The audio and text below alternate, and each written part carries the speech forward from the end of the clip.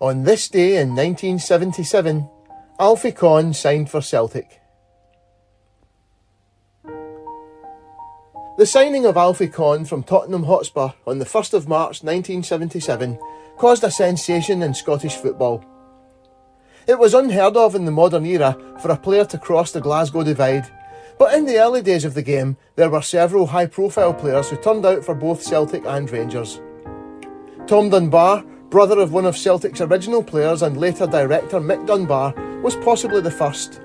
Others included George Livingston, Robert Campbell, signed by Celtic from Queen's Park in the summer of 1905 and sold on to Rangers early in 1906, and most famously Willie Kivlikin and Alec Bennett.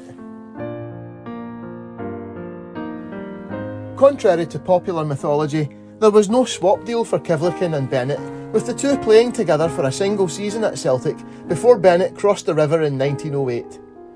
In the Glasgow Cup semi-final replay of the 3rd of October 1908, ex-Celts Campbell, Bennett and Livingston all played for Rangers in their 2-0 defeat to Celtic at Ibrox.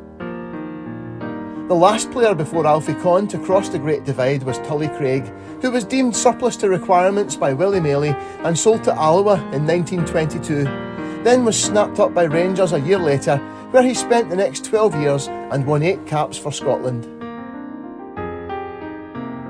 Alfie Conn's father, Alfie Sr., was a legendary forward for Hearts in the 1950s and one of the terrible trio of Conn, Bald and Whathaw. Young Alfie made his debut for Rangers as a 16-year-old in 1968, coming on as a substitute for Alex Ferguson in a Fairs Cup match against Dundalk.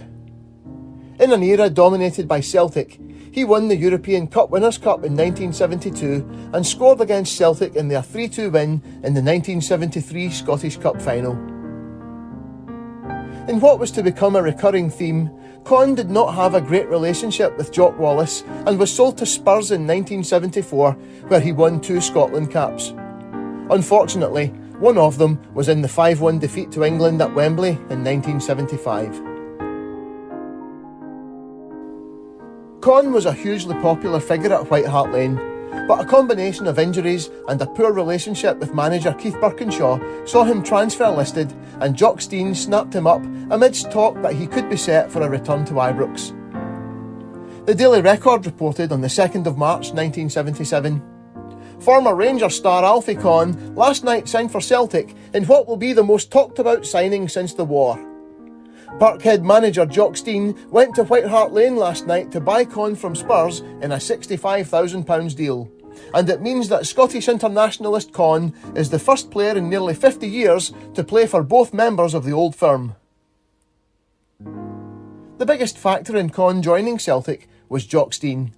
He told the Daily Record of the 3rd of March 1977, "In a way, the seeds for this move were sown when Mr. Stein was manager of the Scotland under-23 team. I played under him and suddenly I realised why he had been so great a manager. That did influence me when I was called in on Tuesday night and asked if I'd go to Celtic. There was no way I would have let the chance to join them slip by." Conn was pictured on the back page of the Daily Record on the 3rd of March in a barber's chair, about to undergo a radical image transformation. He told Ken Gallagher, "There is something special about Jock Stein. For a start, I don't think there is any other manager I'd have had my hair cut for and my beard and moustache taken off. He didn't order me to do it, just said that my hair was a bit long. That was enough for me. Off it came, beard and all." Alfie Conn was to have only a brief Celtic career. The fans took him to their hearts immediately, and after scoring a wonder goal on his full debut against Partick Thistle on the 9th of March, he won the League and Cup double, beating Rangers in the Scottish Cup final in May to become the only player to win the Cup with both sides in Celtic Rangers finals. 1977-78 was a nightmare for all concerned, not least Alfie Conn, who was seriously injured in the opening league match and barely played that season as he struggled for fitness. Under Billy McNeill in 1978-79, Conn started the season in brilliant form, scoring 10 goals in the first 2 months before the team stuttered in the period before Christmas. After a long winter layoff, Alfie Conn scored the only goal in Celtic's first league match of 1979, a 1-0 home win over Aberdeen on the 3rd of March. It was his last goal for the club and he was freed at the end of April. He would later lament that he and McNeil did not see eye to eye, which puts his departures from Rangers and Spurs into perspective. It was a sad end to Alfie Conn's Celtic career as he missed out on that great night in May 1979 when 10 men won the league. But it was a night made possible by some vital goals scored by Alfie Conn, and he is still remembered fondly by fans who witnessed his time in green and white.